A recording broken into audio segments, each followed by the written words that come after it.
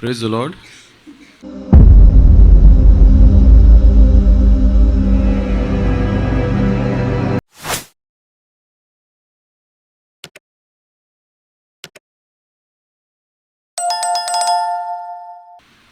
परमेश्वर की दया और करुणा से आज हम वचन को सीखेंगे एजरा में से। एजरा और उसका 7वां अध्याय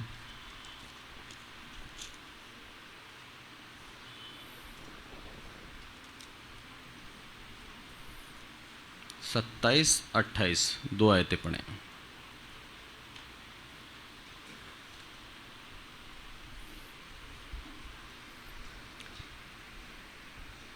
ये परिस्थिति बता दूं मैं कब की है। बेबीलोन की गुलामी में से ये लोग आज़ाद हुए हैं और फारस के राज्य के अधीन है। ये परमेश्वर ने इनको बेबीलोन की गुलामी में से निकालकर फारस के अधीन किया है। और फारस के राजा के समय में परमेश्वर ने एजरा को उभारा कि वो परमेश्वर के मंदिर का पुनर्निर्माण करें। और उसके लिए कई बार इन्होंने कोशिश करी थी, बीच में रुक गया था काम। फिर दोबारा परमेश्वर ने फारस के राजा को उभारा कि वो एजरा की मदद करें और ये पूरा का पूरा परमेश्वर का मंदिर दूसरी बार बन के तैयार हुआ है। अब परमेश्वर का धन्यवाद एजरा कर रहे हैं। हाँ पढ़ें आयत आयत 27-28 7 का 27-28। धन्य है हमारे पितरों का परमेश्वर यहोवा, जिसने ऐसी मनसा राजा के मन में उत्पन्न की है कि यरूशलेम स्थित यहोवा के भवन को संवारे और मुझ पर राजा और उसके मंत्रियों और राजा के सब बड़े बड़े हाकिमों को दयालु किया। मेरे परमेश्वर यहोवा की कृपा दृष्टि जो मुझ पर हुई, इसके अनुसार मैंने हियाव बांधा और इज़राइल में से मुख्य पुरुषों को इकट्ठा किया कि वे मेरे संग चलें। आमीन। क्या बात बोली कि मेरे परमेश्वर की दया मुझ पर हुई है। इस कारण जब बड़े बड़े हाकिमों को परमेश्वर ने क्या कर दिया, मेरे ऊपर दयालु कर दिया। आप जब काम करते हैं परमेश्वर की इच्छा से, परमेश्वर की मनसा के अनुसार काम करते हैं, आपको किसी भी मनुष्य की चापलूसी करने की जरूरत नहीं है। प्रभु आपके सामने जो काम करने के लिए आएगा उसके मन को दयालु कर देगा।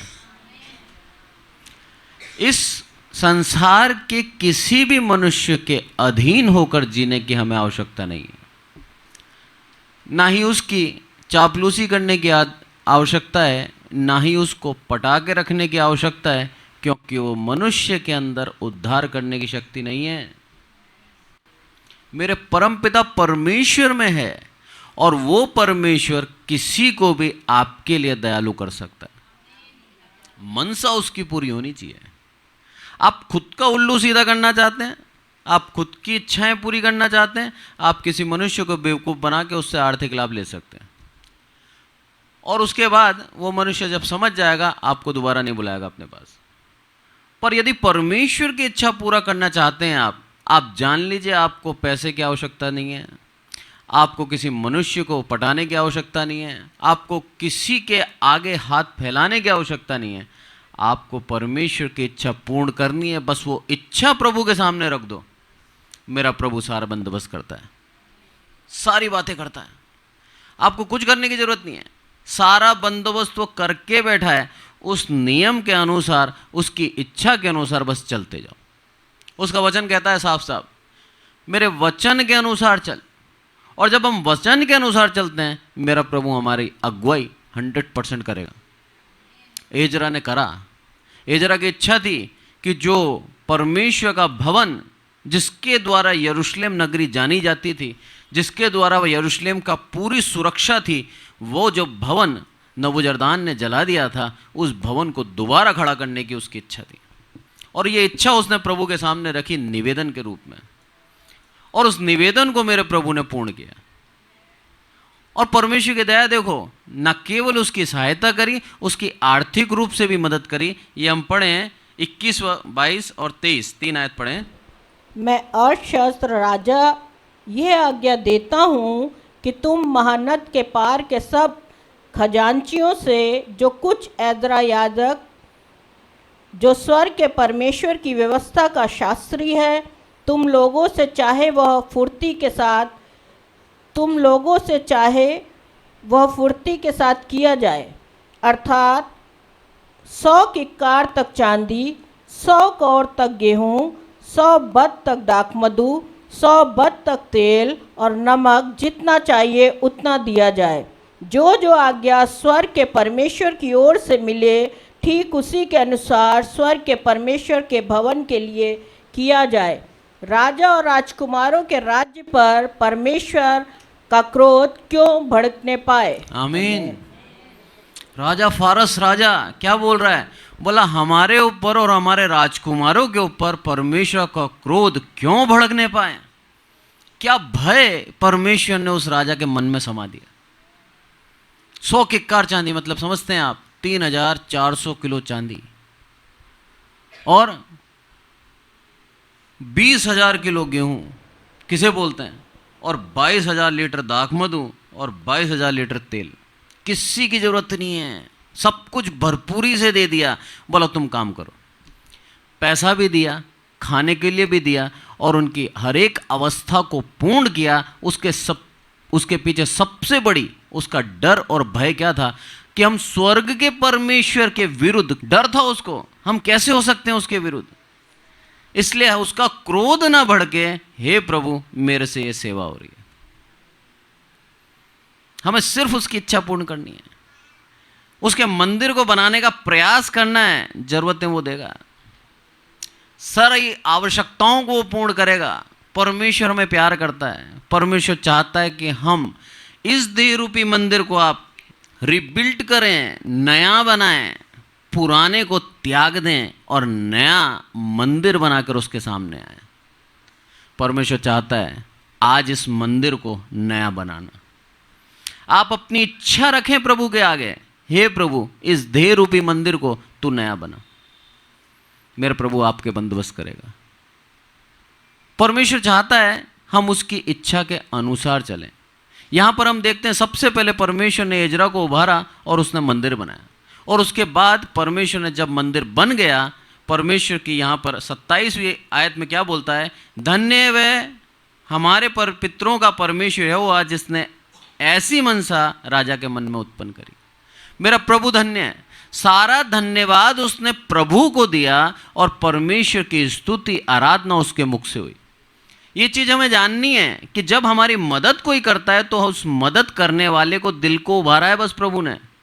धन्यवाद का हकदार मेरा प्रभु है, उसने उसके दिल को उभारा है, तब जाके उसने मदद करी है।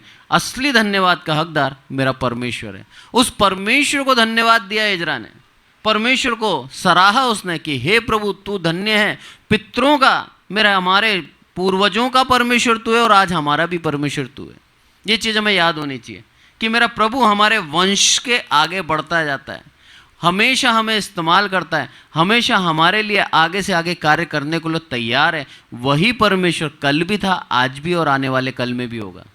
वो कभी नहीं छोड़ेगा हमें। जब यहाँ पर हम देखते हैं 28वीं आयत में, उसमें क्या बोलता है कि मुझ पर राजा और उसके मंत्रियों और राजा के सब बड़े बड़े हाकिमों को दयालु किया। हे परमेश्वर यहोवा, मेरे परमेश्वर के यहोवा की कृपा दृष्टि जो मुझ पर हुई उसके अनुसार मैंने हियाव बांधा। आपके अंदर हियाव बल शक्ति क्यों आती है? परमेश्वर ने आपकी मदद करी तब आपके दिल में आती है।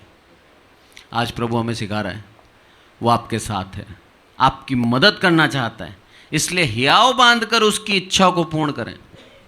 जब यहाँ पर हुआ, अब इसके आगे देखिए, यरूशलेम का दोबारा पुनः निर्माण चालू हो गया। मंदिर सबसे पहले तोड़ा गया था, मंदिर को ही सबसे पहले बनाया गया। अब नहमीया में आए, नहमीया और उसका 3रा अध्याय, पहली आयत पढ़ें। तब एल्याशीब महायाजक ने अपने भाई याजकों समेत कमर बांधकर भेड़ फाटक को बनाया। उन्होंने उसकी प्रतिष्ठा की और उसके पल्लों को भी लगाया और हम्या नामक गुम्मट तक, वरन हन्नेल के गुम्मट के पास तक उन्होंने शहरपनाह की प्रतिष्ठा की। आमीन। परमेश्वर हमें यह सिखाता है, मंदिर बना, मंदिर के बाद भेड़ फाटक का बनना बहुत जरूरी था। भेड़ फाटक वो स्थान था जहां पर बलिदान किया जाता था पशुओं का। परमेश्वर की वेदी स्थापित थी।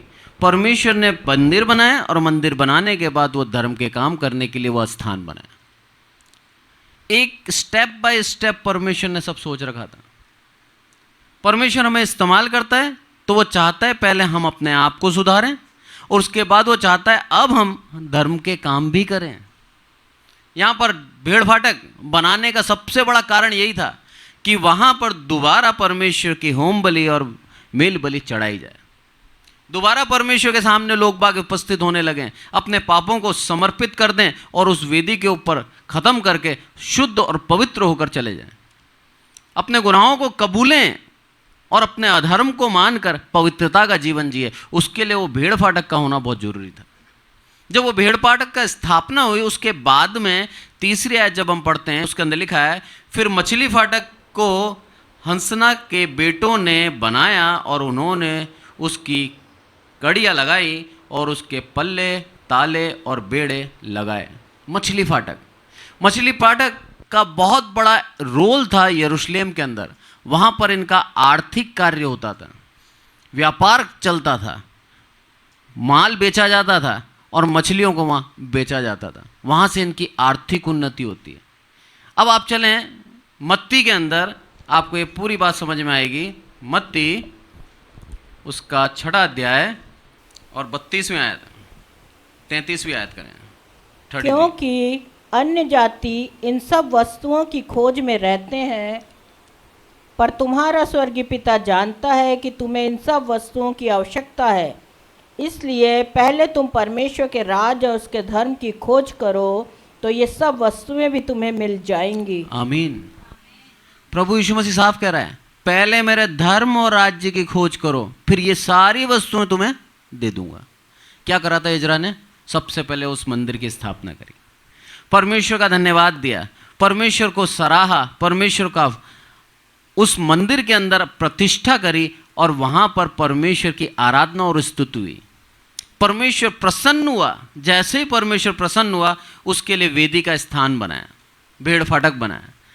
फिर परमेश्वर की और प्रसन्नता हुई, उनको आर्थिक संपन्नता देने के लिए प्रभु ने मछली फाटक को भी बनवा दिया।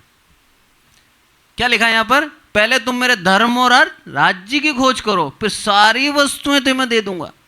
वो सारी वस्तुएं प्रभु ने नहम्याह के द्वारा उनके मन को उभारा और वो फाटक के और शहरपनाह बनाते गए और वो सारी वस्तुएं प्रभु ने उनको दोबारा दे दी। जो वस्तुएं छीन ली थी, जो बंधन में आ गए थे, आप स्वतंत्र हो गए। पहले वे परेशानी में जी रहे थे, आज स्वतंत्रता से बिजनेस करने लग गए। दोबारा परमेश्वर ने स्थापित कर दिया। कारण क्या था? प्रार्थना और निवेदन। नहम्याह, एजरा और उधर दानियल सब प्रार्थना करते थे कि हे प्रभु, इस शहरपनाह को स्थापित कर, तेरा नगर क्यों उजड़ा रहे, तेरी मंदिर को क्यों हम ऐसे देखने पाएं, इसको दोबारा इस्टेब्लिश कर। और मेरा प्रभु ने उसको दोबारा इस्टेब्लिश करा। आपकी प्रार्थनाओं में बहुत ताकत है। आपकी प्रार्थनाओं के द्वारा परमेश्वर आपकी इच्छाओं को पूर्ण कर सकता है, पर उस मन से, उस परमेश्वर की आत्मा से प्रार्थना करना है और परमेश्वर की इच्छा की दिशा में प्रार्थना करना है। जो परमेश्वर की इच्छा है वही आपकी प्रार्थना होगी। आप जान लीजिए आपकी प्रार्थना पूर्ण होगी। इन लोगों ने करा, परमेश्वर के दासों ने, और परमेश्वर के दासों को परमेश्वर ने महानता से इस्तेमाल किया। नहम्याह को उन पूरे यरूशलेम वादियों के ऊपर एक गवर्नर के रूप में, राज्यपाल के रूप में नियुक्त कर दिया। निस्वार्थ सेवा करी थी उसने कुछ पाने के लिए नहीं किया था, पर राजा की मनसा देखो, उसको गवर्नर के रूप में स्थापित कर दिया। परमेश्वर जब हमें देखता है कि हम निस्वार्थ मन से सेवा कर रहे हैं, परमेश्वर की इच्छा को पूर्ण करने के लिए सेवा कर रहे हैं, तब हमारी आर्थिक उन्नति के साथ साथ हमारी पदोन्नति भी करता है। ये बहुत बड़ी बात है। वो हमें सम्मान भी दिलाना चाहता है समाज से, इसलिए हमें यूं भी बढ़ाता है और ऐसे भी बढ़ाता है, पैसे भी बढ़ाता है और हमारी महानता को भी बढ़ाता है। ये परमेश्वर की दया है। परमेश्वर हमें बहुत प्यार करता है। मैं हर मैसेज में बोलता हूँ, परमेश्वर हमें बहुत प्यार करता है। उसकी प्यार को समझें, उसकी उस दया को समझें, उसके उस अनुग्रह को समझें। अगर आपको दुख में, मुसीबत में डाल रखा है ना, आप जान लीजिए वो आपसे व्यक्तिगत रूप से बात करना चाहते हैं।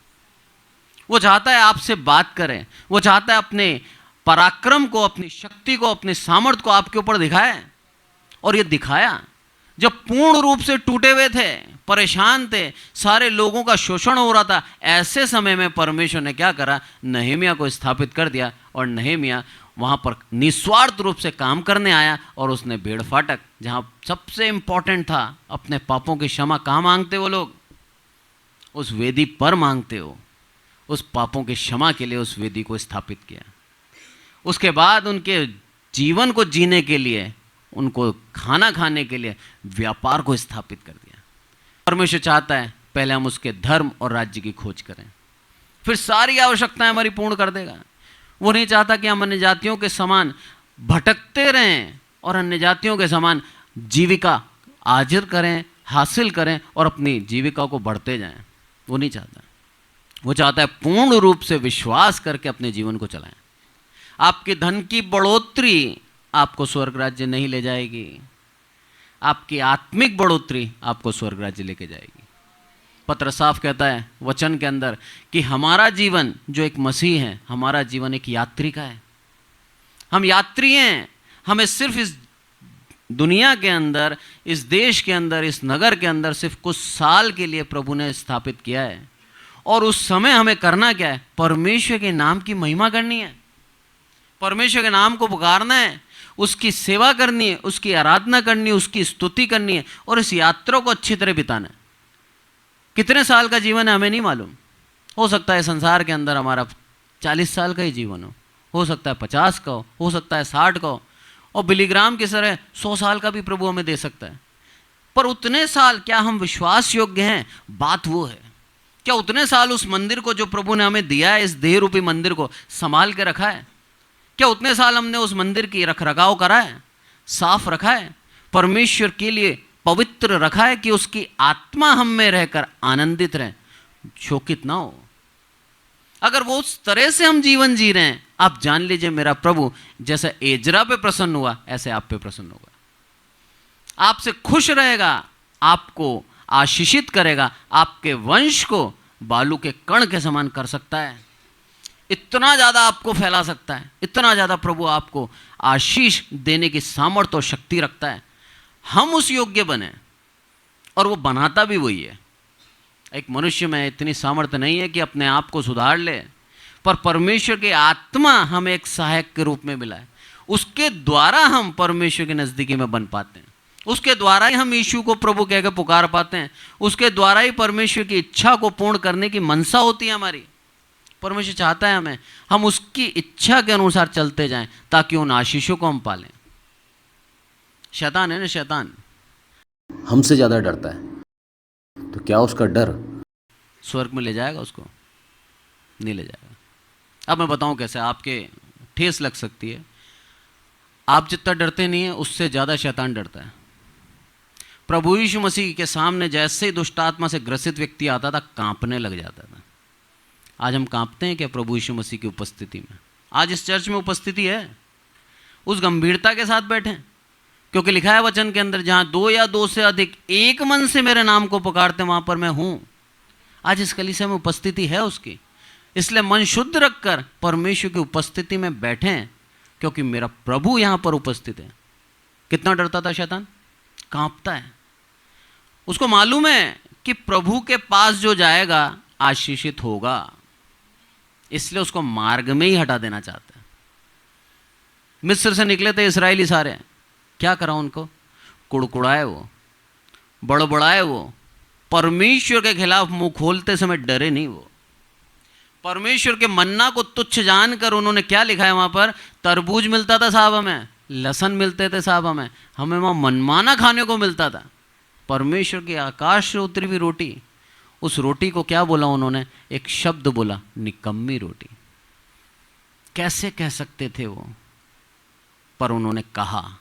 उस कहने के आधार पर परमेश्वर ने मार्ग में ही छोड़ दिया।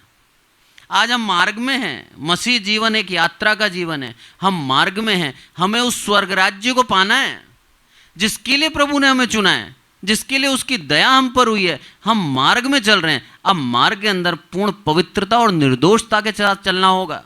अपने मुख से निकालते समय वचन सोचें कि इसके द्वारा प्रभु की महिमा हो रही है या अनादर हो रहा है। अगर अनादर हो रहा है तो प्रभु एक और चांस दे रहा है, अभी भी सुधर जा। पर यदि हम उसकी महिमा कर रहे हैं, आप जान लीजिए आपके जैसा धन्य और कोई नहीं है। परमेश्वर आपको प्यार करता है, उस मार्ग के अंदर अगुवाई कर रहा है, वो आपका हाथ पकड़ के लेके चल रहा है। उस पवित्र आत्मा के साथ अगुवाई हो रही है आज आपकी। आज आप अकेले नहीं हो। उसका वचन कह रहा है, मैं तुझे अनाथ नहीं छोड़ूंगा। मेरा प्रभु यीशु मसीह जब बादलों में जाने वाला था उससे पहले कह के गया है, मैं तुझे अनाथ नहीं छोड़ूंगा। और मेरा प्रभु कभी झूठ नहीं बोलता। मेरा प्रभु कभी बोल के मुकरता नहीं है। वचन कहता है, मैं मनुष्य नहीं जो बोल के भूल जाऊं या बोल के पलट जाऊं। मैं परमेश्वर हूं, जो कहा वो अटल है। जिस तरह से एजरा की मदद करी, जिस तरह से नहमिया की मदद करी, आज उसी तरीके से आप सबकी और मेरी मदद कर रहा है प्रभु। वो इनिशिएटिव उठा लें, वो कर्तव्य उठा लें कि हाँ प्रभु, मैं इस देह रूपी मंदिर को दोबारा बनाऊंगा नया। मैं तेरे लिए धन्यवाद के काम करूंगा, भलाई के काम करूंगा। मैं तेरे लिए अपने जीवन को जीऊंगा। और जो भी आर्थिक कमाता हूं मैं, मेरे प्रभु, वो सब तेरे काम के लिए इस्तेमाल करूंगा। जो जीविका तूने मुझे दी काफ़ी है, वो लालच नहीं करूंगा। जो भी बीच में आ रहा है परमेश्वर और आपके, उसे दूर कर दें। जो चीज़ आपकी है और परमेश्वर के बीच में आ रही है, धन आता है, धन को दूर कर दें। कोई रिश्ता आ रहा है, उस रिश्ते को कम करके प्रभु के प्रेम को समझें। जो कोई बात आ रही है, उस बात को हमें हटाना होगा, क्योंकि प्रभु और हमारा व्यक्तिगत रिश्ता है। हमारे पिता की आशीषों के द्वारा आप स्वर्ग नहीं जाओगे। फिर कह रहा हूं मैं, पिता की आशीषों के द्वारा बच्चा स्वर्ग नहीं जाएगा। बच्चे को व्यक्तिगत रिश्ता बनाना होगा प्रभु से। परमेश्वर का अनुग्रह है उसके ऊपर, आशीष है उसके ऊपर। लिखा है अब्राहम को कि तेरे वंश को मैं आशीषित करूंगा, और वो बालू के कण के समान हो जाएंगे, तारा गण के समान हो जाएंगे। और आज है पूरे मसीह समाज, अगर पूरी दुनिया की बात करूं मैं, तो 350 करोड़ से ऊपर है। जो कहा गया था अब्राहम से, वो आज पूर्ण हो रहा है। जो बोला गया था, आज हम देख रहे हैं उसे प्रत्यक्ष। आज प्रभु ने विशाल कर दिया उसके साम्राज्य को, उसकी प्रजा को, क्योंकि प्रभु की आशीष है ये, और बढ़ते जा रहे हैं। मसीह कभी कम नहीं हुए, मसीह हमेशा बढ़े हैं, और उस समय से लेकर आज तक बढ़ते जा रहे हैं। परमेश्वर की दया ही है, और वो आशीष है जो उसने कही है। ये सिद्ध करती है बात को कि मेरा प्रभु जीवित है, मेरा प्रभु सच्चा है, मेरे प्रभु ने जो कहा है वो पूर्ण होता है। आज आपके लिए और मेरे लिए कई बातें प्रभु ने भविष्यवाणी के रूप में कह रखी हैं, उनके ऊपर विश्वास करें। मेरे प्रभु सच्चा है, लिखा है वचन के अंदर। हम किसी अन्य देवी देवताओं के पीछे ना जाएं। मेरे प्रभु को नाराजगी होती है उससे। इस्राएल क्यों गुलामी में गए थे? इस्राएल का सबसे बड़ा दोष और कारण यही था कि उन्होंने परमेश्वर, जीविते परमेश्वर को छोड़कर उन्होंने अपने लिए एक मूर्ति गढ़ ली थी। गृह देवता बना लिए थे अपने अपने घरों के अंदर। कोई यरूशलेम नहीं जाना चाह रहा था, कोई उस मंदिर में जाना नहीं चाह रहा था। अपने गृह देवताओं से मांगते थे वो लोग, और उनका मांगने के 2 तरीके थे। अगर हाथ नीचे हैं तो गृह देवता से मांग रहे हैं, हाथ ऊपर करते थे तब वो स्वर्ग के और आसमान के परमेश्वर, जीवित परमेश्वर से मांगते थे।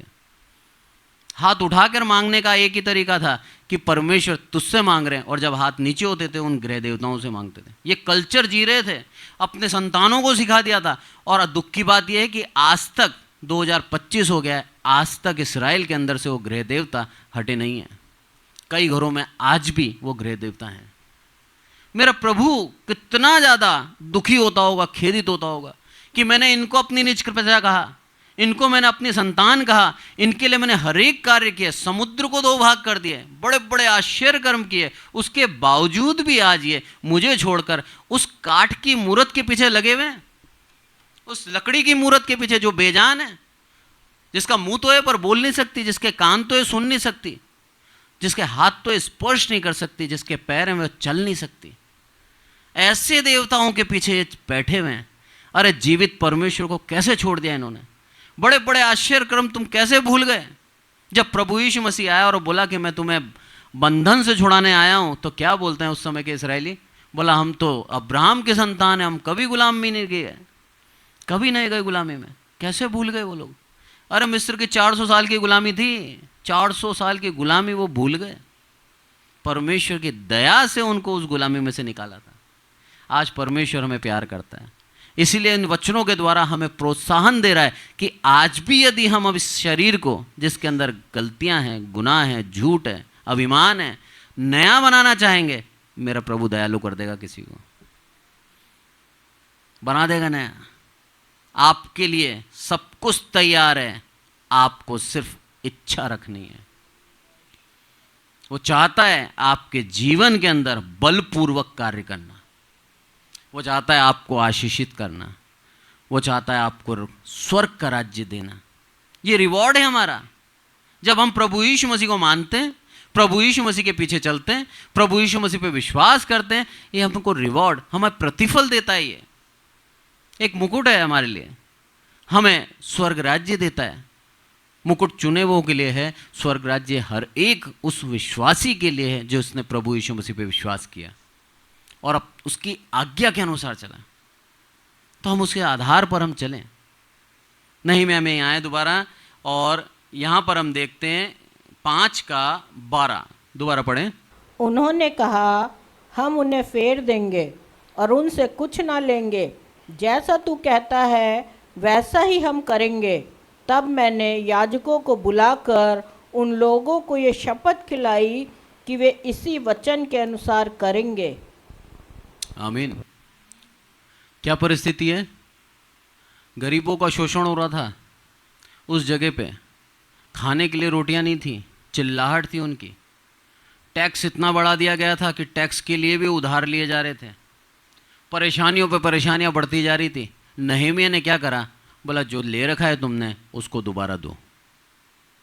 नहम्याह न केवल उस भेड़ फाटक को बनाया, उस वेदी को बनाया, बल्कि लोगों के दिल के अंदर एक सच्ची धार्मिकता भी स्थापित की। बताया कि न्याय क्या होता है। हमारे जीवन के अंदर यदि न्याय नहीं है, हम धर्म के काम नहीं कर रहे हैं, तो हम उद्धार नहीं पा सकते। साफ लिखा है यशायाह 56 के पहले आयत के अंदर, न्याय पालन करना बहुत जरूरी है, धर्म के काम करना बहुत जरूरी है, तभी प्रभु हमें उद्धार देगा। और यहाँ नहम्याह ने सिखाया इनको कि न्याय से जियो, जो अन्याय से ले रखा है वापस कर दो। क्या बोलता है यहाँ पर? उन्होंने कहा हम उन्हें फेर देंगे। और कितना फेरना है मालूम है? 11वीं आयत में लिखा है उसका 100वां भाग फेर दो। 100वां भाग, 100 टाइम्स दे देना है आपको। और वो देने के लिए तैयार हो गए। क्या परमेश्वर ने दया डाली ना। आज हम किसी से बोलें कि तुझे 10,000 रुपये देना है, वो देगा? पैसा आते ही धार्मिकता साइड में हो जाती है। पैसा आप मांग के देखो, आपके रिश्ते बिगड़ जाते हैं। किसी को देने के लिए बोलो, सोचेंगे अभी। खुद के लिए खर्चा करते समय 20,000 भी कम पड़ते हैं, पर देते समय 10,000 बहुत बड़ी रकम हो जाती है। पर यहाँ नहम्याह को देखो आप, परमेश्वर की आत्मा से जब वो बोला, परमेश्वर की इच्छा के अनुसार जब वो बोला, वो लोग तैयार हो गए 100वां भाग देने के लिए। और बोल रहे हैं, उन्होंने कहा हम उन्हें फेर देंगे और उनसे कुछ ना लेंगे, जैसा तू कहता है वैसा ही हम करेंगे। आमीन। नहम्याह जो कह रहा है उसको मानने के लिए तैयार हैं। सबसे बड़ी बात ये कब होता है? जब आप परमेश्वर की इच्छा पे चलते हैं। अपनी इच्छा पूर्ण नहीं करी नहम्याह ने, उसका स्वार्थ सिद्ध नहीं कर रहा था नहम्याह जन स्वार्थ के लिए कह रहा था, उस समाज के लिए कह रहा था, यहूदी समाज के लिए कह रहा था, इसराइलियों के लिए कह रहा था, और सब ने उस बात को स्वीकार किया। जब आप निस्वार्थ होकर सेवा करते हैं, पैसों की लालसा आपके जीवन में नहीं है, और सच्चाई को जब आप फैलाते हैं, 100% लोग आपकी मानेंगे। पर जब आपका प्रतिफल निकालने की इच्छा है, आपका लालच उस पैसों में है, आप जान लीजिए आपको कोई मदद नहीं करेगा।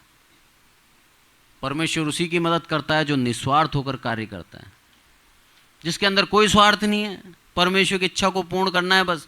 नहीं, मैंने सोचा नहीं क्या मिलेगा क्या नहीं मिलेगा, बस परमेश्वर की इच्छा को पूर्ण करना है। उसके दिल के अंदर परमेश्वर ने ये उभार दिया था कि पूरी शहरपनाह तेरे को बनानी है, और वो बनाते जा रहे थे, उसकी प्रतिष्ठा करते जा रहे थे, परमेश्वर का धन्यवाद करते जा रहे थे। हे प्रभु तेरी दया से इतना हो गया, हे प्रभु तेरी दया से इतना हो गया। अंश अंश करके बढ़ते जा रहे थे। आज ऐसे ही हमें अपने आप को सुधारना है, धीरे धीरे करके। हे प्रभु तेरी दया से मैंने नशा छोड़ दिया, तेरी दया से मैं झूठ बोलना छोड़ चुका हूँ, तेरी दया से अब मैं चुराता नहीं हूँ, तेरी दया से आज मैंने किसी को गाली नहीं दी, तेरी दया से आज मैं पूरे दिन भर तेरे विरुद्ध बड़बड़ाया नहीं, तेरी दया से आज मैं हर एक अवस्था में धन्यवाद देता हूँ। ऐसे हमें प्रतिदिन बदलते जाना है, तब जाके मेरा प्रभु प्रसन्न होता है, खुश होता है कि हाँ इसकी इच्छा बदलने की है।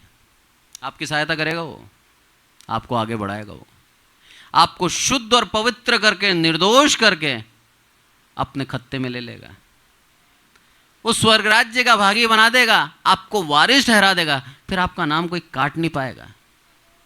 हम चाहते नहीं उस स्वर्ग राज्य को जाना, लिखा है वहाँ पर मेंशन। यहाँ पर हम भले ही एक झोंपड़े में रहते हो, वहाँ पर हमें मेंशन मिलेगा। स्वर्ग राज्य के अंदर बहुत बड़ा एक महल है हमारे लिए, एक मेंशन है हमारे लिए, वो हमारा प्रतिफल है। करना क्या है हमें? उसकी इच्छा और उसके वचन पर चलना है, अपना दिमाग नहीं लगाना। नीति वचन कहता है अपनी समझ का सहारा मत करना, मत लेना, परमेश्वर की आज्ञाओं के अनुसार चल, उसके वचन को स्मरण कर। स्मरण करना बहुत जरूरी है। हम भूल जाते हैं, हमारे मनुष्य की आदत है, जब हम बीमारी में होते हैं, परेशानी में होते हैं, उस दुख की अवस्था में कई बार हम प्रभु से कई वादे कर लेते हैं कि हे प्रभु अब ठीक कर दे, अब सही कर दे, तेरे लिए मैं सब कुछ करूँगा।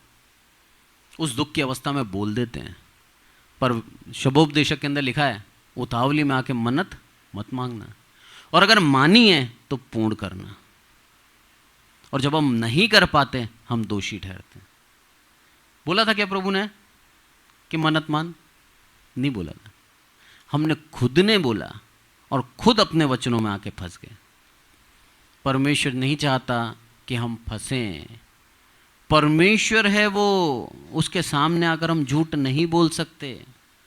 उसकी गंभीरता को समझें। वो राजाओं का राजा हमसे बात करता है, यही हमारे लिए बहुत बड़ी दया है। उतने महान परमेश्वर हमारी प्रार्थना सुनने के लिए दाऊद राजा बोलता है झुकता है वो। क्या प्रभु की दया है। वो प्रभु आज चाहता है हम हमारे जीवन में सुधार लाएं, और उसके लिए मदद भी वही कर रहा है, उसके लिए सारे बंदोबस्त भी वही कर रहा है। बस हमें पहल करनी है, हमें आगे बढ़ना है। जब यहाँ पर देखते हैं कि सब लोग तैयार हो गए देने के लिए, तो सबसे पहले नहम्याह ने क्या करा? याजक को बुलवाया और उनसे शपथ खिलवा दी। अब ये बात पक्की हो गई, मोहर लग गई, अब इससे पलट नहीं सकते। बहुत ही सही कार्य करा नहम्याह ने, जैसे ही बोला वैसे ही शपथ खिलाई। और 13वीं आयत पढ़ना आंटी। फिर मैंने अपने कपड़े को चीर झाड़ कर, अपने कपड़े की चीर झाड़ कर कहा, इसी रीति से जो कोई इस वचन को पूरा ना करे, उसको परमेश्वर झाड़ कर उसका घर और कमाई उससे छुड़ाए, और इसी रीति से वो झाड़ा जाए और छूछा हो जाए। तब सारी सभा ने कहा आमीन, आमीन। और यहोवा की स्तुति की। सब लोगों ने इस वचन के अनुसार काम किया। आमीन। ये शब्द आमीन बहुत बड़ा असर रखता है। हर जगह आमीन नहीं कहना हमें, बहुत सोच समझ के आमीन बोलें। आमीन का मतलब है जो मांगा गया है वो पूर्ण हो। यहां पर बोला उसने, नहम्याह खड़ा है सबके सामने, सबने यस बोला, हाँ साहब हम दे देंगे। और फिर क्या करा उसने? अपना कपड़ा लिया, उसका एक कोना लिया, छोर को झाड़ दिया, और सबने देखा उसने कि छोर को झाड़ा। उसके बाद बोला क्या उसने? अगर कोई ऐसा नहीं करता तो परमेश्वर उसकी आमदनी को, उसके घर को, उसके सब कुछ को झाड़ डालें और वो छूछा हो जाए। जब हम झाड़ देते हैं कुछ बचता है कपड़े में से? अरे धूल के सूक्ष्म कण भी निकल जाते हैं, पानी की बूंदें भी निकल जाती हैं। वो कपड़ा झड़ जाता है, कुछ नहीं होता उसके अंदर। बोला ऐसा हो जाएगा क्योंकि तुमने याजक के सामने, उस परमेश्वर के सामने शपथ खाई थी। उस शपथ को आम न मत समझना, मनुष्य के सामने कहीं भी झूठी बात मत समझना, जीवित परमेश्वर के सामने कबूला है तुमने, इस कारण से तुम्हें उसके ऊपर चलना होगा। आज हम बपतिस्मा लेते हैं ना, वो क्या है? कबूलते हैं हम पापी हैं, कबूलते हैं हम दोषी हैं, और मेरे पिता परमेश्वर ने अब पुत्र को भेजा, यीशु मसीह को भेजा कि हाँ प्रभु यीशु मसीह, तूने मेरे पापों के लिए बलिदान दिया, इसलिए वो कार्य करना बहुत जरूरी है। उससे उद्धार तो नहीं मिलता, पर वो उद्धार का मार्ग का रास्ता है। परमेश्वर में सिखा रहा है, उस कार्य से जो एक आज्ञा है उसको पूर्ण करने से हम उसके करीब होते हैं और दुनिया के सामने बताते हैं कि हाँ प्रभु मैं पापी था, और सबके सामने अंगीकार करते हैं मेरे प्रभु यीशु मसीह ने मेरे पाप के लिए सलीब पर जान दी और तीसरे दिन जी उठा। उस करने से हमारे पापों की क्षमा मिलती है। उसको आम विधि ना समझें, बहुत गंभीर है। यहां पर भी छोर को झाड़ दिया और झाड़ कर उनके ऊपर वो सदा के लिए टाल दिया, सदा के लिए उनके ऊपर ये बात कर दी कि अगर तुम इन पे से ऐसा नहीं करते तो क्या होगा, तुमको भी प्रभु झाड़ देगा, और जिसने नहीं करा होगा वो जड़ भी गया होगा। प्रभु छोड़ता नहीं है, जो कहा गया है उसके अनुसार प्रभु करता है, क्योंकि वो कहने वाला नहम्याह नहीं था, परमेश्वर था। अरे काम कर रहा है नहम्याह तो प्रभु का। आज आप जब काम करते हैं परमेश्वर की इच्छा से, तो परमेश्वर आप में से होकर कह रहा है। उस चीज को समझें और उस बात को मानें, क्योंकि प्रभु चाहता है हम उसके समान पवित्र और निर्दोष ठहरें। वो चाहता है कि हमें स्वर्ग राज्य मिले। जब ये सब कुछ करा, आप 14वीं आयत पढ़ें। फिर जब से मैं यहूदा देश में उनका अधिपति ठहराया गया, अर्थात राजा अरशस्त्र के 20वें वर्ष से लेकर उसके 32वें वर्ष तक 12 वर्ष मैं और मेरे भाइयों ने अधिपति के हक का भोजन नहीं खाया। आमीन। Praise the Lord, amen. अधिपति ठहरा दिया, पर अधिपति के हक का भोजन भी नहीं खाया। 12 साल किसे बोलते हैं? आज थोड़ी सी पोजीशन मिल जाए मुझे, फूला नहीं समाऊंगा। और प्रभु ने क्या करा, उसके दिल के अंदर नम्रता रखी। दानियल को भी दिया था ना वो पद। दानियल ने क्या बोला, मैं अपनी सागपात खा लूंगा। क्यों नहीं खाया? क्योंकि वो भोजन बलिदान होकर आता था। आज राजा श्रेष्ठ के पास से आ रहा है, नहीं चाहिए मुझे। उस मनुष्य के लिए अपवित्र नहीं करूंगा इस देह को, परमेश्वर के लिए पवित्र ही रखूंगा। यह है सबसे बड़ी बात। 12 साल स्वादिष्ट स्वादिष्ट भोजन आ रहे हैं, एक साल के अंदर 365 दिन होते हैं। कितने खाने छोड़े उसने, 12 साल तक नहीं खाया। प्रभु के लिए ईमानदार रहा। प्रभु ने पोजीशन दी ना, खा सकता था। प्रभु तूने ही दिया है, तेरा नाम का धन्यवाद हो। पर उसको मालूम है कि ये पोजीशन कुछ नहीं है, मेरे प्रभु की संगति सब कुछ है। आज वो चीज हमें ध्यान रखनी है। हमें कोई सा भी पद मिल जाए, हमारे होश हमारे पास होने चाहिए। घमंड से फूलना नहीं है, वो टेम्परेरी है, पर आपका परमेश्वर का और आपका संबंध परमानेंट है। उस संगति में आप बने रहें, उस पोजीशन के द्वारा आपकी संगति दूर ना हो जाए। दानियल को देख लीजिए आप। दानियल ने अपने जीवन के अंदर सदा परमेश्वर की संगति में रहा, सदा रहा, और परमेश्वर की इच्छा से दानियल को बोला, अब तू सो जा, तेरे बाद का कार्य मैं किसी और से कराऊंगा। यह है सच्चाई। प्रभु की इच्छा के अनुसार प्रभु ने जितना कार्य हमें दे रखा है उतना कार्य हम करें। परमेश्वर चाहता है हमें आशीष देना, वो चाहता है हमें आगे बढ़ाना, आर्थिक रूप से भी, सम्मान देकर, पद के रूप में भी। पर जब सब कुछ पालें हम, मेरे प्रभु को ना भूलें। नहीं मैंने सब कुछ पाया, गवर्नर कम नहीं होता।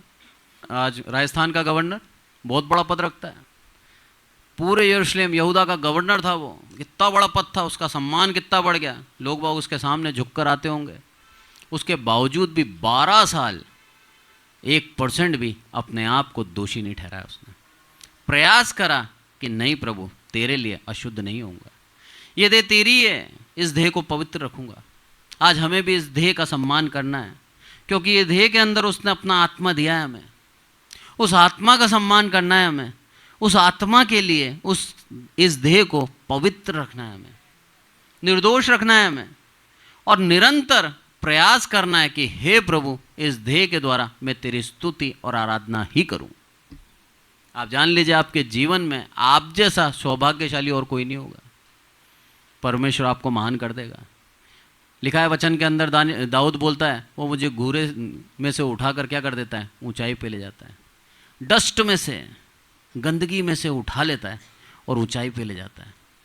कब ले जाता है? जब दिल से उसका धन्यवाद करते हैं, जब दिल से उसकी इच्छा को पूर्ण करना चाहते हैं, जब उसकी स्तुति आराधना करते समय हम समय नहीं देखते, जब हमारे दिल से इच्छा होती है कि हे प्रभु, ते एक और बार तेरा नाम की स्तुति आराधना कर पाऊँ, मैं इस देह को पवित्र रख पाऊँ, मैं, मेरा प्रभु आपको उठा देगा। आज के वचन से प्रभु हमको आशीषित करें। आइए प्रार्थना करें। हे हमारे प्रभु, आपका बहुत बहुत धन्यवाद देते हैं मेरे प्रभु, सारी आदर महिमा आपको देते हैं मेरे प्रभु। प्रार्थना करते हैं विशेष करके मेरे प्रभु आपकी दया, आपकी करुणा के लिए मेरे प्रभु। मेरे प्रभु, आप चाहते हैं पहले आपके धर्म, आपके राज्य की खोज करें, अपने जीवन को मेरे प्रभु धर्म के कामों में लगाएं, अपने जीवन को मेरे प्रभु अनर्थ कामों से दूर करके अन्याय को हटाकर न्याय पर चलना सीखें मेरे प्रभु। आप हमें बहुतायत की आशीष देना चाहते हैं, निस्वार्थ मन से आपकी सेवा करें। आपको सब मालूम है, एक निश्चित समय पे आप हमें सब देते हैं मेरे प्रभु। उस समय तक और पूरे जीवन भर निस्वार्थ रूप से हम कार्य करते रहें। कोई भी पद पाने पर हम घमंड ना करें। किसी भी पद में मेरे प्रभु वो बात नहीं है जो आपकी संगति में है मेरे प्रभु। आपकी संगति में लगे रहें, आपके चिपटे रहें, आपसे ही मांगें और आपकी और ही निगाह हो मेरे प्रभु। किसी व्यक्ति विशेष को खुश करने की लालसा ना हो हमारी, पर आपके लिए अपने जीवन को शुद्ध और पवित्र करके सच्चाई से चलने की एक लालसा हो मेरे प्रभु। सारी आदर महिमा आपको देते हैं मेरे प्रभु। यहाँ उपस्थित हर एक विश्वासी को आशीषित करना।